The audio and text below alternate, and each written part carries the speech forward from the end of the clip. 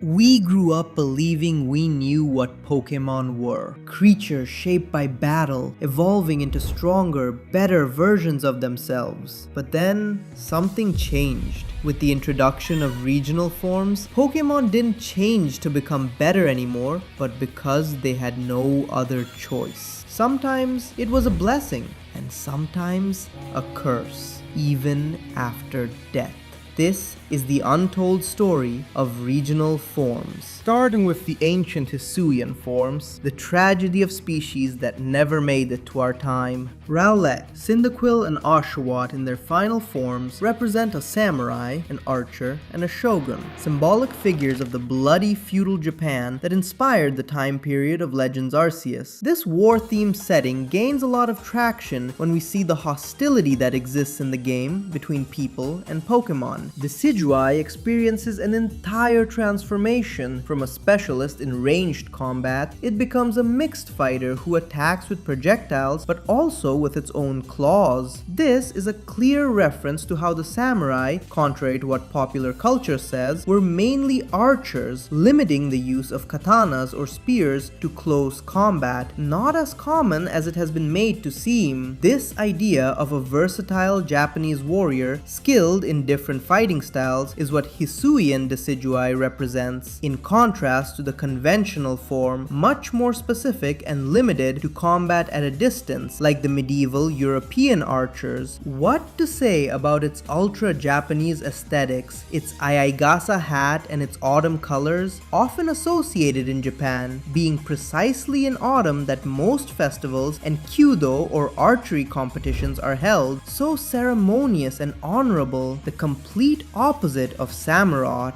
The scars on its body, its look and hostile attitude, the change of its weapons and protuberances to sharper and more dangerous ones, its dark type. The respected Samurott becomes a Ronin in Hisui. You see, a samurai who lost his master had to commit suicide to preserve his honor. Those who didn't respect this rule became Ronin, wandering mercenaries consumed by darkness and thirst for vengeance, leaving behind any hint of honesty and rectitude. That's just what we see in this form. Its infamous signature move, Ceaseless Edge, is a terrible slash that leaves splinters stuck in the opponent's body, leaving it with all possible consequences. It's as far away as possible from an honorable fight. If we isolate the first kanji of the word Ronin, it reads Nami, sea wave, being that in fact, the original meaning of Ronin, wanderer, like the waves of the sea. The concept is beautiful and definitely inspiring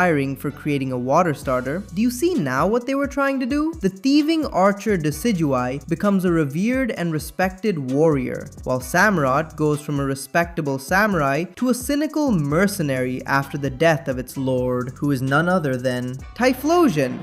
Far from its opulent life, is now in charge of purifying wandering souls with its fire and taking them to the afterlife. Isn't it appropriate that a warlord with so many victims behind its back is in charge of guiding and helping those souls in pain that it caused in the afterlife? There is a lot of redemption in the story of the three starters, but beyond them lies the mystery. What happened to all the Hisui forms that led to their extinction?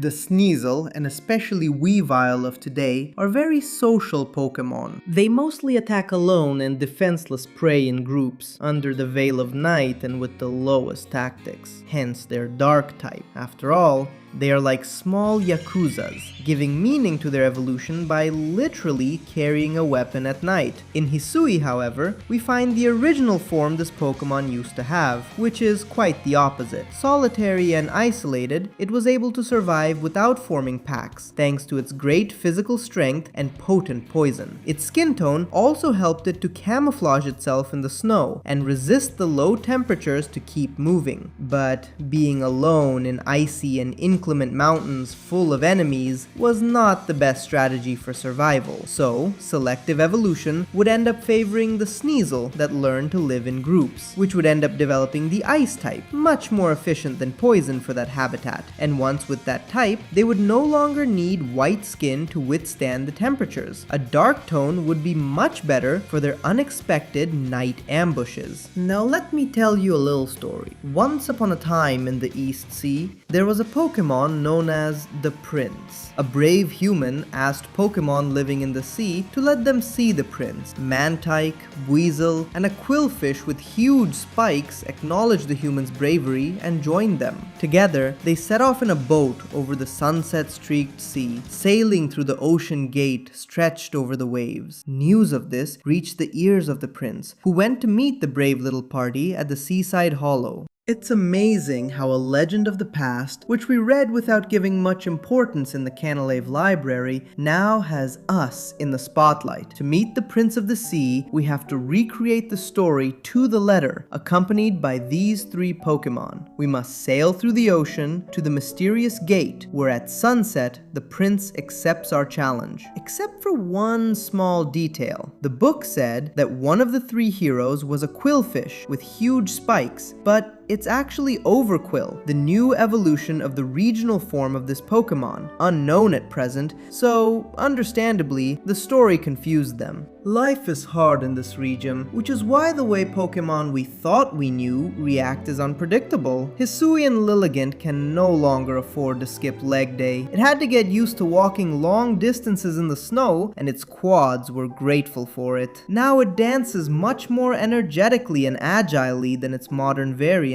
It's a ballerina who, with its signature move Victory Dance, infuses those around it with energy. But here's the thing, Lilligant, in both forms, is based on the lily, a flower with a multitude of varieties, but all of them beautiful and comforting to the soul. While the Lilligant we knew was based on a delicate variant, the Hisuian one, born in the high mountains, is based on the Pyrenean lily, which grows and survives in icy environments, representing strength, bravery, and courage. This translates into the history of the Pokemon itself. It used to be rough, but its energizing dance made wealthy and famous people start to be interested in it, becoming delicate and refined for its new life, thus surviving the glaciations that would eventually extinguish its wretched original form. Avalugg is simple. It's based on the concept of permafrost, a layer of soil beneath the Earth's surface frozen for hundreds, even thousands of years, sometimes immense surfaces on which entire communities have lived for centuries. The fact that it has become extinct may be based on how the melting of colossal areas of permafrost, tens of thousands of kilometers, is causing structures created on top of it to become unstable, even starting to collapse, compromising thousands of homes. Growlithe and Arcanine are in themselves based on the Shisa, Shishi, Komainu, or whatever you want to call them. And in Hisui, this origin becomes literal and evident, obtaining the rock type of the statues and making them even more similar. Because of their fire type, they inhabit volcanic areas, so probably splashes of igneous rock are the cause of the mutation. Sliggoo and Goodra are so cute! And the Pokédex itself tells us everything. Its metallic shell was formed by a reaction between the slime that coats its skin and the metals in the Hisuian water. Lucarcole is a beast from French mythology, half dragon, half snail, that may have inspired this form, and with Kalos being the France of Pokemon, it makes sense. Perhaps this form became extinct due to its high body weight in Hisui, while in Kalos, where its other variant is known and popular, the myth of a powerful armored Goodra, which came to exist somewhere in the world, spread. Voltorb. It's also damn adorable. Look how cute and pure it is, but it seems that not everyone thinks so, because apparently the electric shocks it spontaneously generates when it's excited and happy are a nuisance for people who commonly chase it away from their settlements. Perhaps that's what caused its character to turn so sour in its current form. But now that we know the true goal of the game, adopting all Voltorbs and building a sanctuary where they can be happy, it's worth putting the spotlight on the normal Voltorb. It has suffered through so many years and so many Poketubers, and yet its mystery remains intact. Is it the soul of the Pokemon that had stored the Pokeball trapped inside it forever? Did it learn to live differently? Is it a possessed Pokeball? Is it simply a spherical being with a very bad temper that inspired the creation of the item? There's no way to know which of the theories is the real one, and Game Freak, far from trying to give an answer, has fed the doubt with increasingly ambiguous Pokédex entries. In my opinion, Hisuian Voltorb is exactly the same, applied, yes, to the primitive Pokeballs made of apricorn instead of metal, but the same theories and hypotheses could be applied to this new form, the mystery of the Pokeball that has been with us since the start of the series. But it does have some new things. For example, lots of little seeds, which is believed to be partly responsible for the proliferation of flowers out of nowhere in the region. This is inspired by the Nendo Dango, seeds surrounded by mud, an art form in Japan used as bombs dropped from the air to spread crops over some area. The most beautiful bombing in the world, with flowers and plants instead of death and destruction. Hence, Voltorb is still at heart a bomb, but a happy and friendly one. Oh yeah, Electrode is the same, but very angry, probably because they wanted to twist about them being the opposite of the originals, but it could also be something much more human. Maybe the Hisuian Voltorb that get kicked out of villages and are forced to survive in that harsh ecosystem are the ones that grow stronger and evolve. This ancient Scyther evolution, Kleavor, is born when some parts of its body harden and turn into rock. Parts that can crack, making the most experienced who have participated in many battles show marks all over its body. Cracks that, far from weakening it, make its stone sharper and even stronger. It's said that the people from Hisui used the parts that fell off the alpha to create tools. This monster seems to be the representation of the rudimentary tools that mankind has been using since the Stone Age, and up to the period shown in the game, as the inhabitants of Hisui are based on the Ainu people, an indigenous group from Hokkaido that used tools of this type until at least the 19th century. This evolution is made possible by exposing Scyther to certain minerals exclusive to Hisui, so it's possible that their extinction coincided with the rise of mining and the depletion of these minerals. It makes sense because Sinnoh is one of the regions with the greatest presence of mines and forges. Wyrdeer is a new evolution of Stantler, which finally concretizes the psychic type that Stantler had always aimed for. It's inspired by the Yezo Sika deer, which also inhabits Hokkaido and was for decades the Ainu people's main source of food and clothing.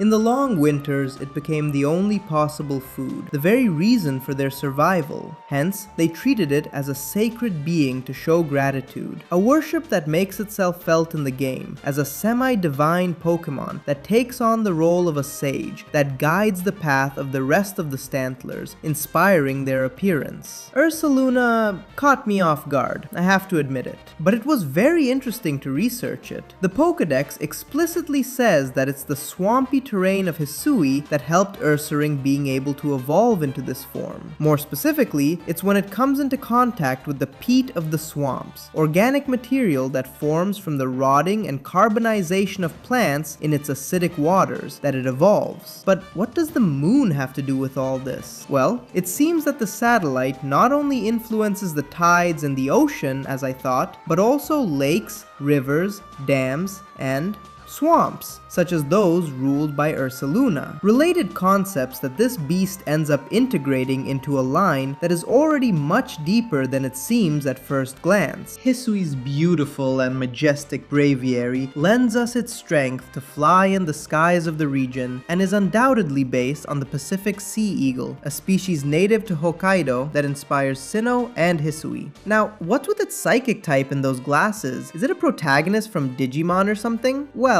eagles per se have the most prodigious eyesight on the face of the earth, and even if those psychic glasses seem like a joke, besides reinforcing the concept, combining that vision with its sixth sense would make it unrivaled in the skies. It's hard to say why such a monster would not thrive until our days, but maybe it had to migrate, and in the rest of the regions, where it had to compete for territory with Mandibuzz, a dark-type Pokemon, evolution would favor the specimens that didn't awaken its psychic powers, losing that trait progressively with the passing of generations. But from the skies, we descend to the Sea of Hisui, dominated by the relentless Bascule Legion, which, according to the official website, is the confluence of the souls of all the Basculin that failed to make it through the tough upstreams of the rivers of the region, perishing in the journey. How badass is it to pull such a brutal concept out of one of history's most generic and forgettable Pokemon? Well, in this region, Basculegion actually has a new form, a white stripe one, which, unlike the variants we knew, is calm and peaceful, a nature that this time worked against it, because the aggressiveness of the other forms helped them a lot to survive those complicated trips against the current. Basculegion would be born mainly from white stripe Basculins, but by that same circumstance, its population would be decimated until it would be completely extinct, and therefore no more Basculins would evolve into Basculegion. The name Legion may come from the biblical term legion, used to refer to a conglomerate of demonic souls, although it's not evil and demonic, but irascible and aggressive. But we can't say the same for our last Pokemon, Hisuian Zeruah and Zoroark. All the feelings it harbors have turned it into the spitting image of a demon. I love that they look so much like a 2012 creepypasta, but there are more reasons to love them. Apparently, some were subjected in the past to the hatred and persecution of humans who felt threatened by their illusions, considering them an evil and demonic power. Thanks to their illusory power, some would manage to survive despite that, but a few decided to flee overseas, also using this ability to infiltrate ships, which would take them to the distant land of Hisui. Unfortunately, Zeruah and Zoroark never managed to adapt to the region's harsh climate and powerful predators, becoming extinct.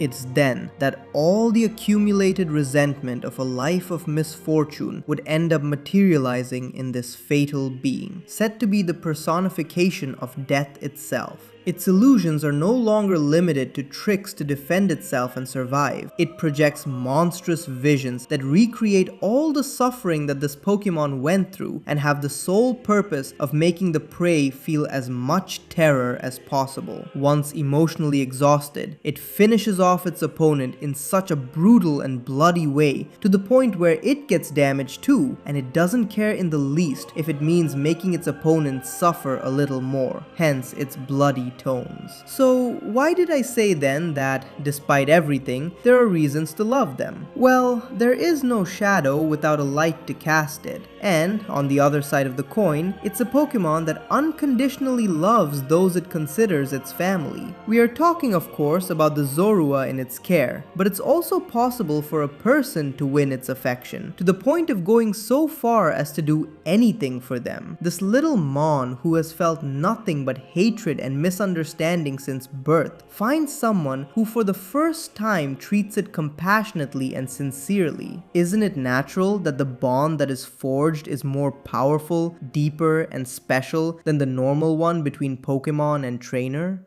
Now, even if the other regional forms aren't in danger of extinction, that doesn't mean they don't have their own dark stories to tell. Alolan Rattata introduced for the first time the concept of invasive species in the series. Physically, it closely resembles the Polynesian rat that would indeed be introduced to Hawaii by travelers and tourists, which makes a lot of sense, being that most of the Pokemon regions those travelers would come from are based in Japan, where it's a common species. Back with Rattata, like its real counterpart, it would find itself without natural predators in this new land, reproducing uncontrollably and becoming a big problem. Yungoos, Rattata's natural predator, would also be introduced from another region in response to this problem, just as the mongoose was introduced in Hawaii for exactly the same reason, under the effective leadership of Gumshoos, and inspired by a chief inspector with very remarkable intelligence. They promised to quickly put an end to the plague. What no one expected was that, in the face of this new threat, Rattata would manage to adapt to this offensive, taking on nocturnal habits. Gumshoos, despite their persevering character, lose a lot of effectiveness at night, in reference to the cliche of the policeman standing guard that falls asleep on the spot. As if this was not enough, groups of Rattata began to organize themselves in a much more sophisticated way, developing their sense of smell to steal the most nutritious food food possible and reserving the juiciest things for the alpha Raticate. This higher calorie diet helped it develop its brain and made it a much more efficient leader, creating strategies to make the Raticate nests even stronger and putting the gumshoes, who had the upper hand at first, on the ropes. These two lines come to represent an open war between mafia and police. A mafia that in fact in Hawaii was formed in good part by members of the Yakuza and criminals coming from Southeast Asia. Just like the protagonists of this mutation, a fierce battle that seems to have no end in sight. An example of how deep the stories behind changes that at first glance appear small can go.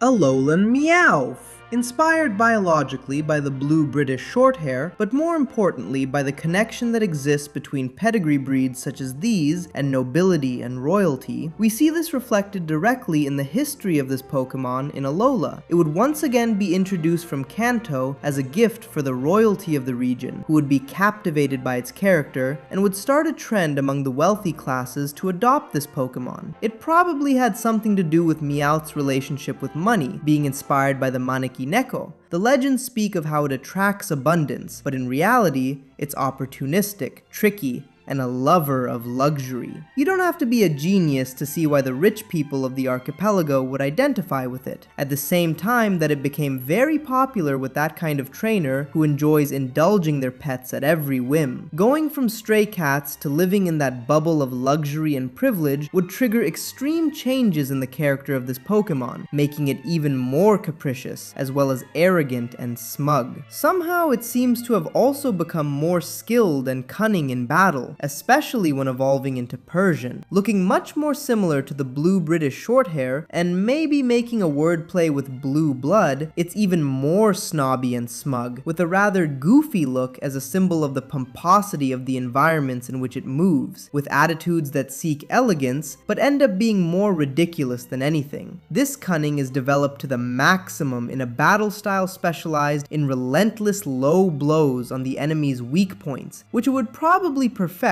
by observing precisely the people in those circles. Betrayal, intrigue, and trickery are the daily bread of those who try to climb the social hierarchy at all costs, and this extremely intelligent Pokemon would take note of these tactics to take them to the battlefield. The Great Pacific Garbage Patch is a massive accumulation of plastic waste in the ocean, one of the largest known environmental catastrophes. With an extension of millions of square kilometers, it represents, like few other things, the abuses of the human being on the environment. But beyond the sea, the situation doesn't look much better, to the point that more and more areas of Hawaii are literally running out of space before the unstoppable advance of the mountains of garbage. It would be great if in the real world we could do the same as what the people of Alola did with the introduction of Grimer and Muk. As garbage eaters, they once again seemed like a perfect answer to the problem, but nothing could be further from the truth. Feeding on basically the same as their Kanto counterpart, human garbage, it would be strange that their body changed so suddenly if their diet was the same. But faced with the urgency to end the garbage problem, rather than roaming free and reducing it naturally little by little, these poor Pokemon would be forced to ingest massive amounts of waste in record time. This would have drastic consequences on their biology. Besides their vibrant colors inspired by the oil spills in the ocean, awful shards would begin to proliferate from their body, gathering most of their toxicity. These can be deadly to the touch, and the Muk shed them from its body very often, turning them into another huge environmental and health problem, even though it's a surprisingly docile and calm Pokemon, implying that its dark type has nothing to do with its character, but with the inherent evil of the incidences it represents. And there's a reason why I started the video with the dark type Alolan forms, and that's because there are no native Pokemon of that type in the region, besides these these 3 forms that come from Kanto, there's only Guzzlord that literally comes from another dimension, and Incineroar that, as a starter, doesn't appear in the wild. All the Alolan Dark types come from the outside, and in reality, they are always, without exception, human behaviors and decisions of the people, which made these Pokemon mutate in that region to dark and problematic forms. So, I would rather interpret all these as a representation of the negative influence of people on wildlife, something that can be described as just dark.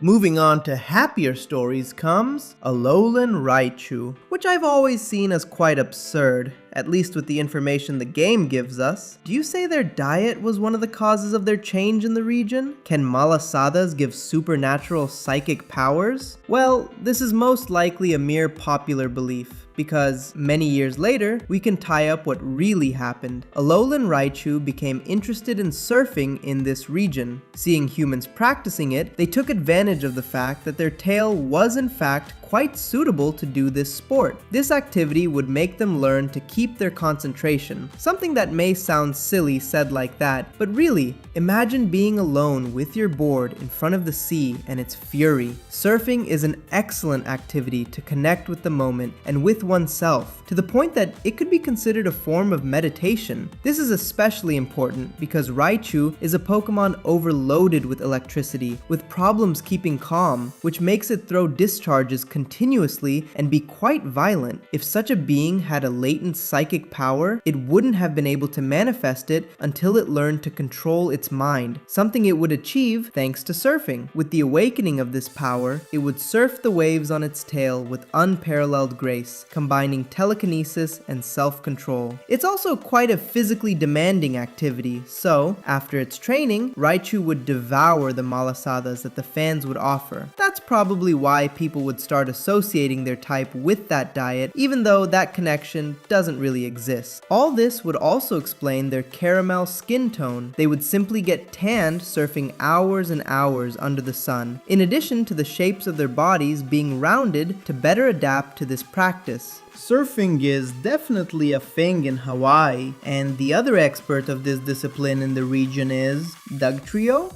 Or at least, that's what its great hair reminded me of at first, although maybe I wasn't so wrong with that first impression. That mane is actually Pele's hair, the creator goddess of the Hawaiian Islands in their mythology. Strands of igneous rock glass form from the lava flows in the area. Being a Pokemon specialized in prowling underground in areas of high volcanic activity, somehow we could say they surf on lava, dragging these strands with the sticking part of its head and somehow integrating them progressively into its structure. The interesting thing about this critter is that the goddess Pele herself is depicted with a long mane whose locks create endless rivers of lava. So these subway life Pokemon, so strongly associated with earthquakes and tectonic plates, would be a good choice to represent her. It's a meme design, as was the original Dugtrio, but at the same time very deep and well implemented. Sandshrew and Sandslash would be forced by the same volcanic activity to flee the deserts and adapt to snowy areas. Being originally very vulnerable to ice Pokemon, it's a strange decision, but with the region being riddled with thriving jungles, it's not like they had many other alternatives either. That weakness to ice is probably the cause of its adaptation to steel type. Sandslash and Sandshrew are similar to various animals, but the unifying feature of their design is defense.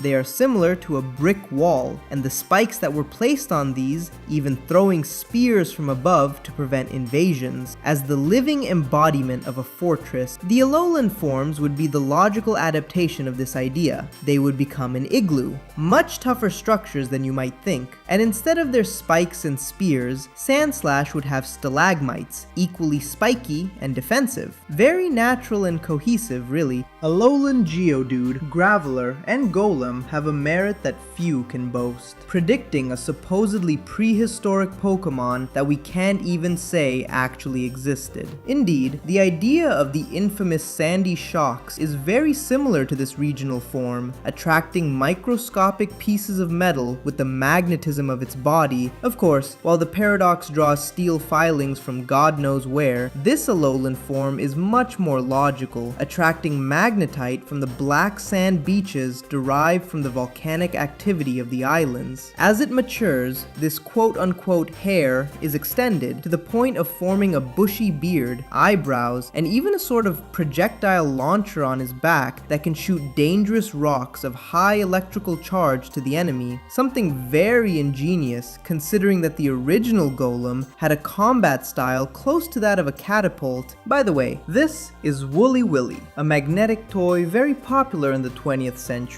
that consisted of drawing a beard on a friendly character with a magnetic wand using metallic filaments. We can't know for sure if there was any inspiration from this gadget, but it's basically the same idea. Anyway, there are pretty underrated forms if we consider what it brings to a nice but very, very flat line. Alolan Exeggutor is said to be the true form, which makes special sense when we see that it first appeared in an illustration dated 1999. What? There's a chance that it's a coincidence, but it's not unreasonable to think that from the beginning, they had the idea that this Pokemon had the potential to develop much, much further. Maybe it just didn't have the opportunity to do so until that moment. Exeggutor appeared in the Safari Zone, a place full of exotic Pokemon imported from other parts of the world, implying that it comes from somewhere else, and the cloudy weather and pollution of Kanto would prevent it from developing into its full potential. But in Alola, things would change. Its dragon type is a bit of a joke and exaggeration, but we can also find logical explanations for it. It's been said a lot that it's a reference to the dragon tree, but I've always seen it as a very forced relationship. What can I say? I still see a palm tree there. There's also the Coco, a mythical monster represented as a dragon in Portugal, but it still seems to me a very far-fetched reference. In my opinion, the dragon type simply comes to exaggerate the idea of overdevelopment. With some egg-shaped seeds that become a force of nature, it shows the importance of the environment in the way we flourish. Biologically, it could be as simple as that Exeggutor had dragon genes all this time, but the conditions in the rest of the regions didn't allow it to manifest. Epigenetics and stuff. Alolan Vulpix is again very simple on the surface, but as with the rest, if we look at the full background of its evolutionary line, we see many more implications. The original was a small fox cub, a six-tailed one. According to Japanese mythology, a kitsune develops tails as it ages, and at the same time, its power increases. Some travelers brought them from Kanto, and being a Pokemon of great innate kindness, most specimens would decide to migrate to the snowy mountains so that they would not invade the habitat of other Pokemon. That's why their characteristics would adapt, with their design being inspired by the Arctic fox. But the Pokemon's kind nature and good intentions would end up turning into the opposite. Ninetales gains its 9th tail when it turns 1,000 years old and reaches its maximum power. Some legends go so far as to attribute clairvoyance and infinite wisdom to it, giving it an almost divine status. When reaching the millennium of age, the kitsune would turn into a white or golden color, represented by the two versions of this Pokemon. The games took the opportunity to generate a brutal contrast between the two. The Cantonian Ninetales would live in human societies, and in its 1,000 years of life would have the time to see the true face of people that would transform its good intentions into resentment and negative feelings, that then would materialize in a vengeful character and frightening abilities. Just looking into its eyes or touching one of its tails brings a life of pain and unhappiness. Cantonian Ninetales represents the archetype of a cruel and vengeful deity. The one from Alola would grow in the perpetually cold mountains of the region. They were seen by the locals as deities, prohibiting access to places inhabited by this Pokemon, so Ninetales would never arouse those negative feelings. Thanks to the fact that its innocence remained intact, its powers would develop oppositely, making it a calm and kind Pokemon who would also have enormous magical powers that it would occasionally use to help people of whom it would have a much better image, which is why they continue to worship it, and the mountains remain uninhabited through the ages, and the cycle repeats once again. A form that ultimately speaks to us of how exposure to prolonged evil over time can erode even the most peaceful and empathetic of hearts. Marowak is the last and most mysterious of these early regional forms because the games have been somewhat ambiguous about its true nature. Some sources say that, as threatened as they were by the abundance of grass Pokemon in the rich vegetation of Alola, they were forced to bond much better with their congeners, developing a sixth sense that would trigger this form. But maybe that's just another theory, because it wouldn't explain their ghost type, associated in the series with spirits and reincarnation from previous lives. Maybe Alola would be indeed a hostile region for the species, decimating the population of the Pokemon significantly. However, the filial love of the mothers would be such that, in an attempt to defend their helpless offspring, they would keep their souls clinging to their bones beyond their death in the form of fatuous fires, guiding the movements of the newly evolved Marowak that, together with the possessed skeleton of its deceased mother, would reach a new level. An incredible story for a Pokemon with a complex evolutionary logic, but it was already quite like that in the original generations. Incidentally, it also represents the traditional fire dances used pre-battle to intimidate the opponent and encourage the mentality of the warriors themselves. Slowbro and Slowking originate from Slowpoke being attacked by a hungry Shelder, while it absent-mindedly fishes with its tail in the sea, creating an unexpected mutualistic relationship. The bivalve injects toxins that stimulate the Pokemon's nervous system, unlocking its monumental brain capacity. But in Galar, Slowpoke are fed special Galarica nuts, which don't cause major changes beyond the yellowish tone that appears on their forehead. Apparently, these nuts stimulate their minds, making them somewhat sharper than regular Slowpoke. They also lose their water typing as they stop fishing and move into forests in search of these fruits. However, when the evolution process occurs, identical to that of other regions, that's when the drastic change happens. Slowpoke's increased mental speed allows it to deflect Shelder's attack at the last moment, which ends up biting one of its arms instead. Additionally, the mollusk's toxins interact in a strange way with the nutrients from the nuts, amplifying their effects to the point of becoming poison type, something its body would normally be able to neutralize. As a result, the shell becomes a kind of cannon for Slowbro, capable of firing poisonous liquid from its arm. However, the burning sensation causes it to fire uncontrollably, making it extremely dangerous. In Slowking's case, Shelder still bites its head as in other regions, perhaps because, due to their higher intelligence, certain individuals allow themselves to be bitten, knowing it could benefit them and unlock greater power. A certain ambition that is reflected in Galarian Slowking, which, in a strange phenomenon, is the result of Shelder drastically increasing its own intelligence, absorbing that of Slowpoke and taking control of its body. Its poison typing and sinister expression could be based on a king corrupted by a thirst for power, willing to use any method for his own gain, including spells and dark magic, in which this new Pokemon becomes a specialist. In a similar case, also related to diet, the legendary birds arrive in the Crown Tundra, drawn by the fruit of the Dyna Tree. A forbidden fruit, with the promise of greater power at a cost. It's hard not to see the biblical inspiration, the idea of abandoning what you were given in exchange for something more. Articuno no longer controls ice and temperature, but replaces it with psychic power that acts directly on the opponent's body, locking them in place at a cellular level in a state that resembles freezing, only far more severe.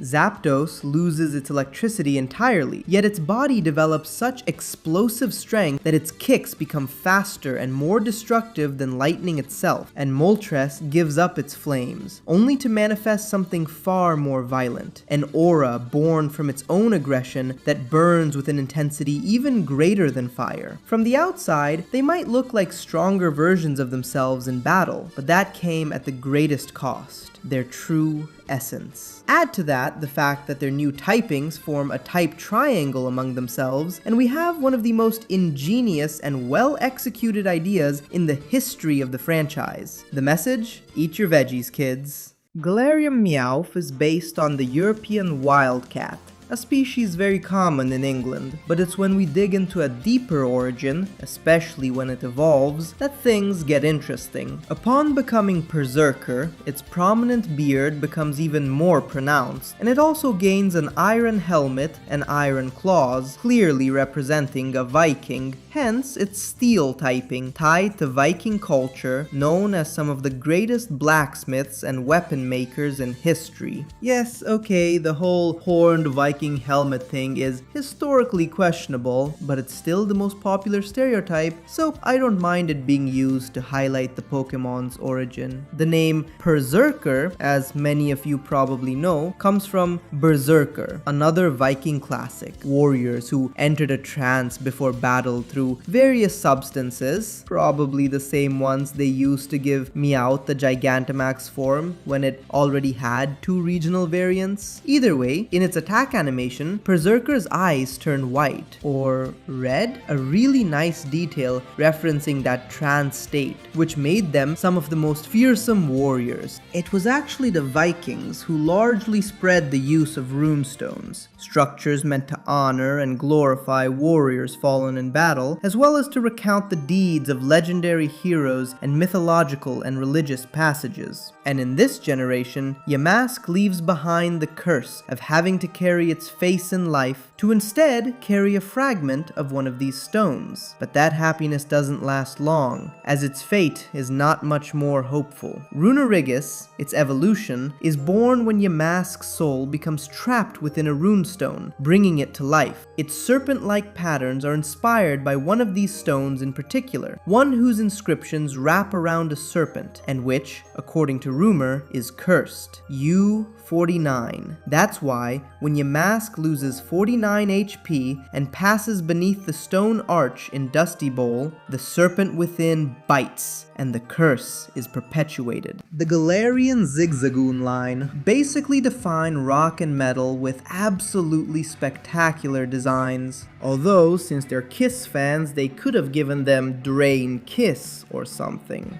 But hey, I'm not complaining. The move that did become Obstagoon's signature, Obstruct, is closely tied to the punk stereotype this line represents, along with the rest of its defining traits, running in zigzags, loving loud music, and causing chaos and disorder wherever they go. On top of that, their black and white color scheme makes them very similar to badgers, which are quite common in England. Mr.Mime, in the Galar region, stops being a mime and becomes an acclaimed dancer, a performer who brings life to the streets and plazas of the region. It specializes in dancing on ice, developing the ability to manipulate temperature and freeze the ground so it can perform at its very best. It dances tap, a style born from the fusion of traditional clog dances from England, Ireland, and Scotland with African American dances. And surprisingly, this Pokemon also received an evolution, Mr.Rime, which takes the concept even further, being directly inspired by Charles Chaplin, specifically his character, the Tramp, pure joy, just like Galarian Darumaka, which definitely surprised me. Keeping part of the original Daruma concept, but but combining it with a snowman. Tell me, what could represent happiness more than a snowman? As long as you're not on that route, of course. Darmanitan is a genocidal maniac. Seriously, that thing's Flare Blitz is one of the most insane moves in all of Pokemon for me.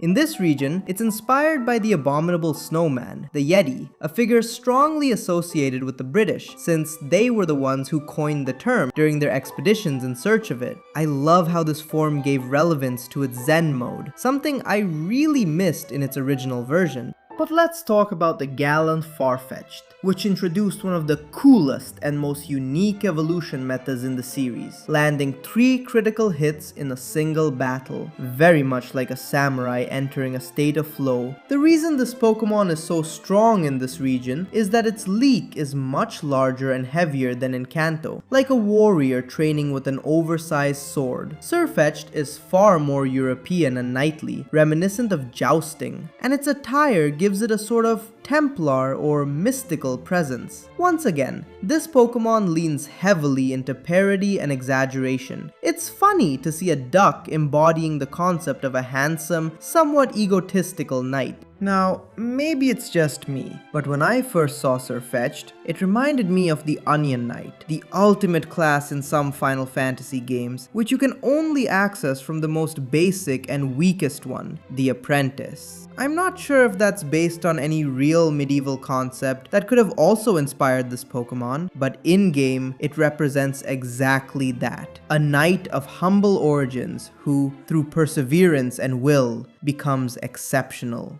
The onion nickname comes from the food itself, cheap and nutritious, commonly used by the lower classes. All of this fits Farfetch'd perfectly, doesn't it? A Pokemon that's always been ridiculed and underestimated, starting from the bottom, only to become one of the most acclaimed knights. Another Pokemon I've always liked, despite many people hating it, is Stunfisk. I honestly think its concept is great, and the very things people criticize about its design are actually its strengths. But when it comes to its Galarian form, it's probably the one that convinces me the least. It's not bad, just a bit bland. It goes from being an electric trap to basically a bear trap in Galar. Galarian Ponyta and Rapidash don't have much mystery either. They simply represent the classic cute rainbow magical unicorn. Unicorns play a very important role in European folklore. Their horns were believed to have healing properties capable of curing diseases and poison, which probably explains their psychic typing.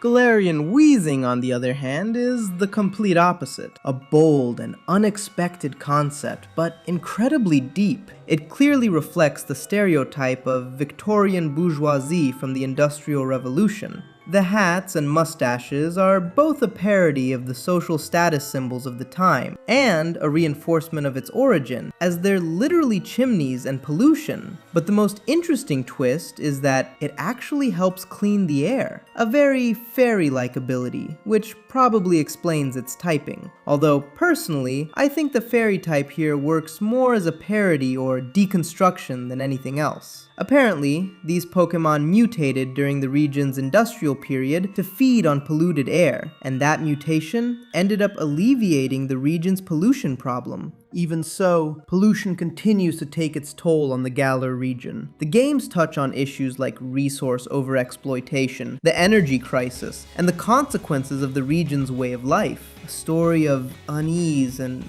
hopelessness that materializes in the final Pokemon, my favorite Galarian form, Corsola. Corals have been with us for hundreds of millions of years, but their vibrant colors have, since ancient times, brought color, beauty, and nuance to the ocean's deserts. Those colors come from their tiny inhabitants, microscopic algae called zooxanthellae, which find the perfect home on the coral surface, providing oxygen and nutrients in return, as well as those beautiful tones. A symbiotic relationship where both help each other survive and look better. But climate change is causing ocean temperatures to rise at an alarming rate, not giving the species that inhabit them time to adapt. Corals are extremely sensitive to temperature changes, and under this stress, the symbiosis breaks down, forcing them to expel the algae. As a result, they lose their ability to feed. Little by little, their colors fade, until eventually, they die. Galarian Corsola is a lifeless body, a lucid dream, an illusion of the colorful happiness of the past, and ultimately, a ghost that haunts humanity. Tauros is a bit disappointing by comparison, but hey, at least it's not ghost type, and the gyms aren't bull rings, right? That's something. Its black color is a reference not only to the Spanish fighting bull, but to the 15-meter bull billboards placed around Spanish territory, and their original purpose was to advertise a brand of brandy on the roads for drivers to see. All pretty questionable, to be honest, but it's going to get worse. Its Blaze and Aqua breed variants are references to various festivities related to bullfighting, mainly the Toro Embolado, where the animal carries a structure set on fire on its horns, and the Bows a la Mar, where people throw themselves into the sea to escape its charge. The good news is that there seems to be no trace of these practices in Paldea, so presumably they developed this biology for other reasons, or maybe these traditions existed in the past and were later banned, making that rare appearance of the Blaze and Aqua variants feel like an echo of something that no longer belongs. As a Spaniard, it's a shame they only gave us 2 regional form lines in Paldea to tell you about my culture. But hey, at least the other one is Wooper, as cuddly as ever, or maybe not, because when it adapted to life on land, it developed a toxic membrane that covers and protects its entire body. This is based on the Iberian ribbed newt, a small amphibian that, when threatened, pushes its ribs through its own skin, and if you look closely, the shape of its body even resembles a skull, like a quiet warning. The Pokédex of its evolution, Clodsire, confirms this origin. Looking much more like the real animal, it extends its hidden spikes when threatened. We've seen stories of redemption, of loss, even evil. And if you want to see how far it can go, the legendary Pokémon take it even further, right here on screen.